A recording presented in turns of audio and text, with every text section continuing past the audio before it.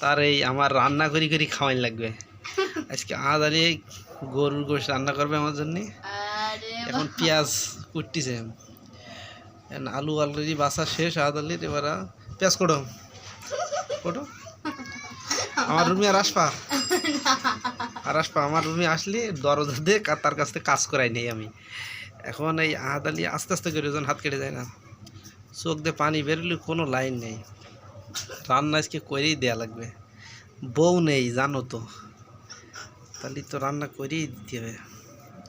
কেন আদালি ওদিক ভাত ছড়াইতেছে, ওর মধ্যে আবার এই এখন আদালি পেঁয়াজ রসুন করতেছে। আস্তে আস্তে গরুর গোশটা রান্না হবে। আদালি আমার যে কি রান্না করে খাওয়াবে রোজার মাসে, যখন খেয়ে আবার হাগা না হয় আর এক জ্বালা। যদি আচ্ছা তোমাদের রান্না করতে যাও, তোমার অনুভূতি বলো কেরাম, কেমন হবে রান্নাটা? খারাপ? ভালো না খারাপ? তুমি এর আগে কোনো জায়গায় রান্না করেছো? হ্যাঁ, তাহলে তো আজকে মনে হয় ভালো টেস্ট হবে। প্রিয় বন্ধুগণ, আপনারা যারা দেখছেন আমাদের ভিডিও, আহাদ আলী আমার রান্না করে দিচ্ছে। আর আহাদ আলী আজকে আইসে আর আসবে না আমার রুমে, কেন আমার রুমে আসলেই তো রান্না করে দেওয়া লাগবে। ধন্যবাদ যারা আমার লাইভটা দেখবেন প্রত্যেককে।